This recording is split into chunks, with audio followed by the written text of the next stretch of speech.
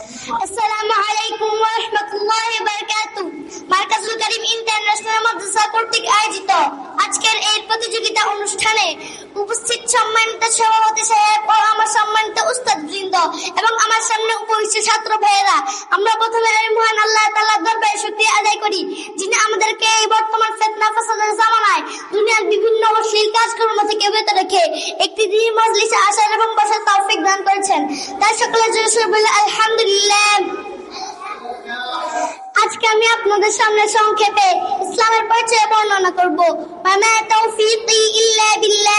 আমরা মুসলমান। সুন্দর আচরণে আমাদের পরিচয়।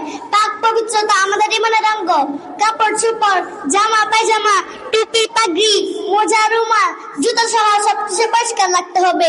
নাক কান দাঁত মুখ মরুল হাত পা, এক কথায় আমাদের শরীরকে পাক সাফ রাখতে হবে।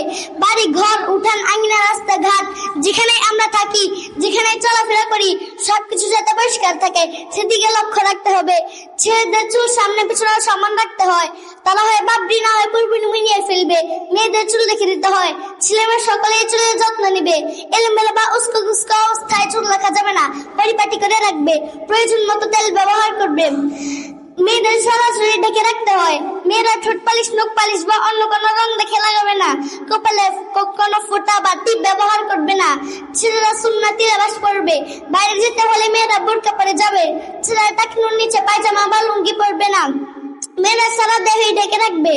মুসলমানের মাথায় কাপড় বা ওড়না ব্যবহার করবে। মুসলমানের সাথে দেখা হলে সালাম দিবে।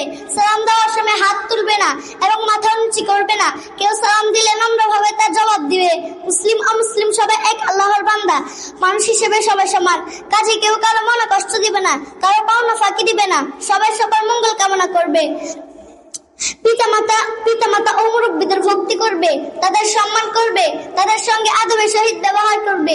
হে আল্লাহ, আমাদের সকলকে ইসলামের অনুযায়ী জীবন পরিচালনা করে তৌফিক দান করুন, আমিন। আমার জন্য সকালে দোয়া করবেন। আসসালামু আলাইকুম ওয়া রাহমাতুল্লাহি ওয়া বারাকাতুহু।